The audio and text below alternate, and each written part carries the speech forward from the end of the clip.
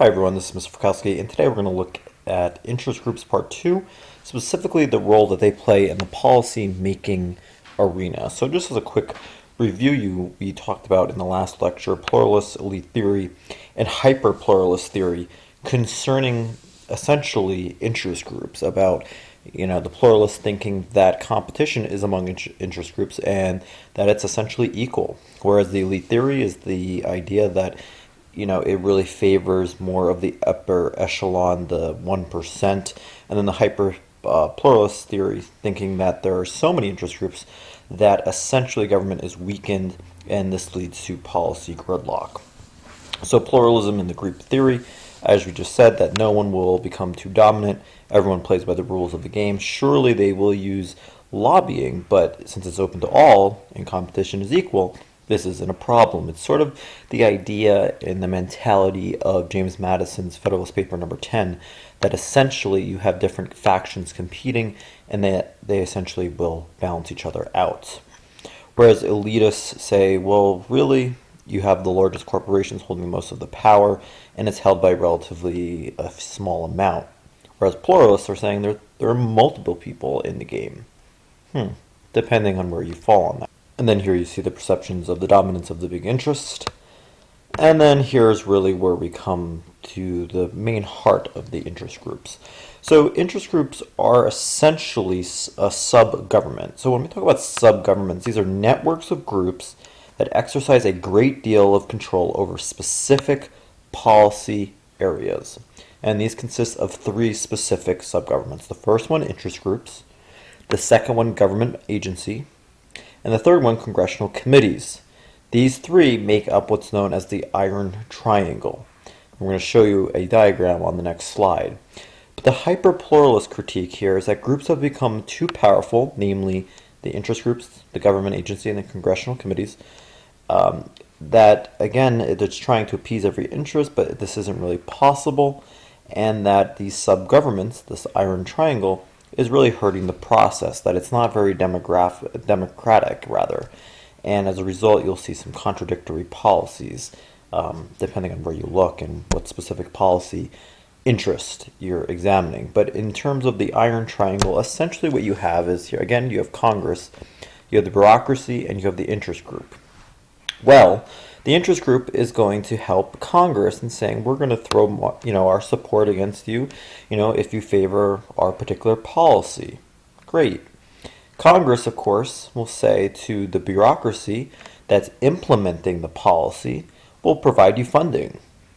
Okay, so that's a good thing because Congress is, essentially determines the power of the purse, so it can limit the budget, it can increase the budget depending on whether or not the bureaucracy is working with them. And then the bureaucracy will do special favors or low regulation pertaining to the interest group. So essentially there you have the interest group scratching the back of the Congress, you have Congress scratching the back of the bureaucracy, and the bureaucracy scratching the back of the interest group. Now let's go the other way around. Essentially Congress will provide favorable legislation, right, for the interest group because they're receiving electoral support. Congress, since it's providing funding for the bureaucracy or the particular agency overseeing a specific policy, they will, essentially make policy choices depending on how Congress likes it.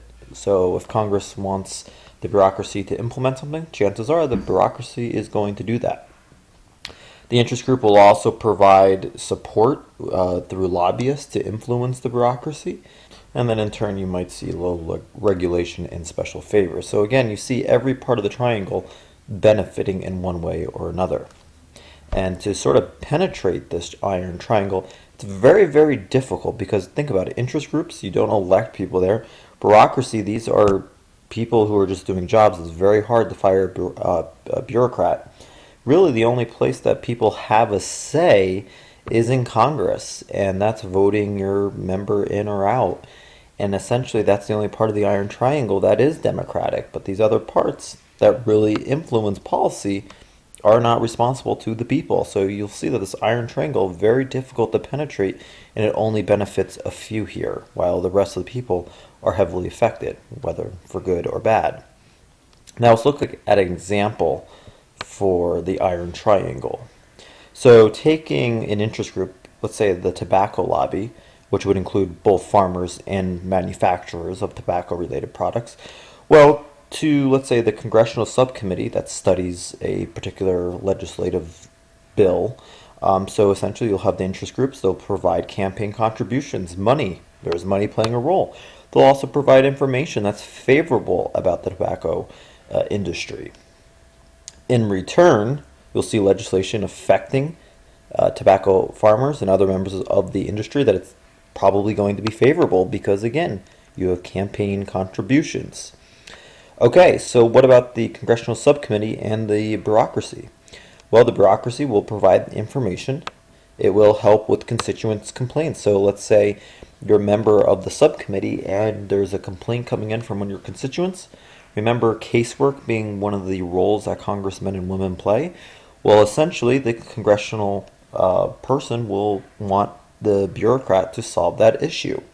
So again, you scratch my back, I'll scratch your back. In return, the bureaucracy is going to receive more in terms of budgets, a higher budget, which again, more money, you have more power to do things you want to do within that bureaucratic agency. And then over here, you'll see that the bureaucracy often will make a lot of rulings concerning regulations and procedures that don't even have to go through Congress.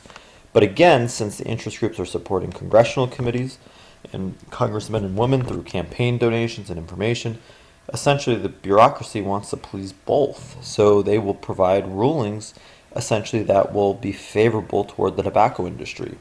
In return, again, they're going to support the agency's budget requests. They're going to, support and tell the people on these subcommittees to support this bureaucracy, give them more funding. They're doing a good job. So you'll see it's sort of an ironclad triangle here that is very difficult to penetrate, and everyone essentially benefits within these three sub-governments.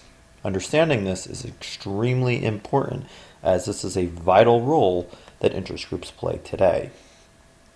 So what makes one interest group more successful than another? If you look at the most powerful 25, you'll see the NRA at the top, followed by AARP, the American Association of Retired Persons. Then underneath there, the National Federation of Independent Businesses, the AFL-CIO. Again, you have a number of powerful interest groups. So what makes them powerful? Well, typically the larger they are, the less effective they are, interestingly enough. Here's sort of the issue. You might have a potential group in terms of all the people who might be interest groups members because they share a common interest. But again, if they don't actually belong, that's an issue. Actual group are the people who consist of members who actually join. That's difficult to get a potential group person to an actual group person. And then what also complicates it is that if you're advocating for something like the environment, well, that's something that benefits everyone, such as clean air. This can't be withheld from a non-group member. Because if you're a group member, you want to say, well, since I pay dues or I support this group, that I, as a member, should benefit. Well, if it's a collective good, such as clean air, you can't just say, oh, the people who support us are the ones who get clean air and the people who don't aren't going to get it. So again, depending on your policy area, it can really affect as to the effectiveness of your group. There's also something called the free rider problem. That's sort of with the clean air example. That some people don't join interest groups because they benefit from them already without officially joining them. So essentially, why would you join a group if you're already benefiting from it, such as the environment? Also, larger groups are very difficult to organize. So the bigger the group, you're going to have a bigger problem here. And there's something called Olson's law of large groups, in that the larger the group, the further it will fall short of providing an optimal amount of a collective good. So essentially that's what we've been talking about. You have free rider benefits, you have difficulty with the organization. So to overcome that, you have what you call selective benefits, that if you're a member of this particular group, this interest groups, then you get specific benefits that non-group members don't. So for example, if you belong to AAA, that is an interest group. If you're a member, you get travel discounts, you get group insurance rates, you get information publications, you get all these discounts that non-members do not. So again, the big thing here is, you want to solve the free rider problem. You want to provide benefits to your group members that non-group members cannot get their hands on. So overall, smaller groups tend to be better organized and more focused on the group's goals. That's why if you look at multinational corporations, since there's very few of them, they have a better time essentially organizing for political action. They're easier to, be on the same page with policy.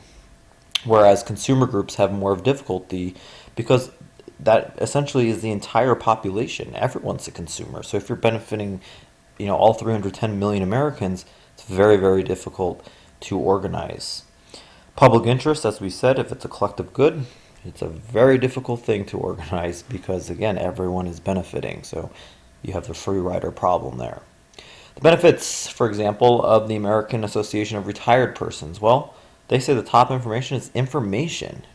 That's what interest groups do. They provide information to their members. Insurance, because you're a member, you are offered selective benefits from insurance, representation, publication, travel discounts. You might even say social reasons. So again, big portion here for this particular interest group is that it provides a number of information about what policy or prospective legislation. So again, interest groups can be very beneficial depending on how they are organized. In addition, the intensity of this particular interest group is also important. So again, remember that interest groups are policy specialists. So if you're a single issue group and you focus on an extremely narrow interest, that is important. And of course, the intensity of that. So for example, gun control, which is the number one type of interest group here that has the most intensity. Think after the Sandy Hook massacre in Connecticut, you would think that you would have a number of people leaving the NRA. Instead, you saw NRA membership increase, and you saw the intensity of their interest group significantly increase. So intensity is, of course, important. If it's an issue such as, giving horses rights, it's not as big of an issue that's going to draw in terms of intensity, but something like gun control definitely will. Also think back to the anti-Vietnam time period where you have people trying to essentially get troops back from the Vietnam War. And again, that fueled a lot of intensity from both sides. So definitely more intensity there is, you will have probably more membership. In addition, groups that focus on emotional issues, you have a psychological advantage. So for example, if you are doing abortion, you see two different viewpoints right here. One saying abortion kills children, held by a nice little child, and then you have we support a woman's right to choose up at the top. Both draw a lot of support from both sides. Also, the more intensity that there is, typically you'll have more non-conventional means of participation in the form of protests, sometimes civil disobedience, but more than likely it's going to be protests or litigation, things of that nature. And then, of course, financial resources. Not all groups have equal sums of money. So you could say, in post number 10 to James Madison, well, not all interest groups are equal, and they're not in terms of intensity and especially money. Monetary donations typically mean that you're going to have more support towards politicians because you can make a higher campaign donation, whether to a PAC or to their campaign. You might even have a meeting with them or a phone call or support for their policy, whereas a group with less financial means isn't really going to have that much access to candidates and politicians. It's a little sad that the more money that you have means essentially more access. Now, of course, keep in mind that does not always mean that you win on policy, but more times than not, you're going to. Now, whereas trade groups had dominated in 1959, this is certainly not the case anymore. You've seen an explosion of interest groups come about since the 1960s and 1970s. Part of this is because of technology. It's easier access, it's easier to join. And you see most interest groups in the form of occupational. So, for example, think of the NEA, the National Education Association, industrial and professional memberships, because now you have them wanting to essentially advocate for their particular profession or industry or occupation. So you've seen the rise of these specific interest groups. Okay, thank you very much.